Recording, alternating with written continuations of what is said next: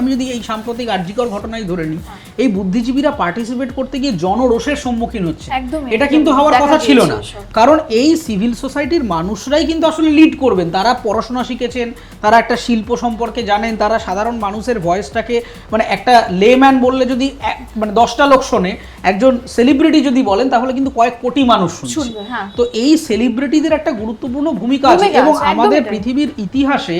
সাম্প্রতিক ইতিহাসে বহু ক্ষেত্রে আমরা দেখেছি, সেটা আমেরিকা হতে পারে, আফ্রিকা হতে পারে, ইউরোপ হতে পারে, সেখানে কিন্তু এই সিভিল সোসাইটি, আমরা যাদেরকে ডিজিটাল ক্রিয়েটার বলে ছোট করে দিই, যে কে ইনফ্লুয়েন্সার, কোনো নেই, এই ইনফ্লুয়েন্সারদের হাত থেকে কিন্তু বড় বড় ঘটনা ঘটেছে। ইনফ্লুয়েন্সারদের হাত থেকে কিন্তু বিভিন্ন ডিজিটাল রেভলিউশন হয়েছে, এবং এই যে ইনফ্লুয়েন্সার কথাটাকে এত ছোট করে দেখা হয়, আমরা যদি একদম আমাদের কলকাতার কথা আমরা বলি, এই যে রাত দখলের লড়াইটা, এই একটা পোস্টার বেরিয়েছিল, এটা কোনো নেতা দেননি, কোনো মন্ত্রী দেননি, কোনো সংগঠন থেকে দেননি, এই ইনফ্লুয়েন্সার 2-3 জন মিলে একটা জায়গায় এসে তারা বললেন আমাদের এরকম একটা উদ্যোগ নিতে হবে। এবং সেইটা যখন আমরা বাস্তবে রিফ্লেক্টেড দেখলাম, যে ওই 3জন ইনফ্লুয়েন্সারদের মেসেজ আসলে প্রায় 30 লক্ষ মানুষকে এক জায়গায় জমা করে দিল। তার মানে এই ইনফ্লুয়েন্সারদের কিন্তু একটা বিরাট বড় ভূমিকা আছে।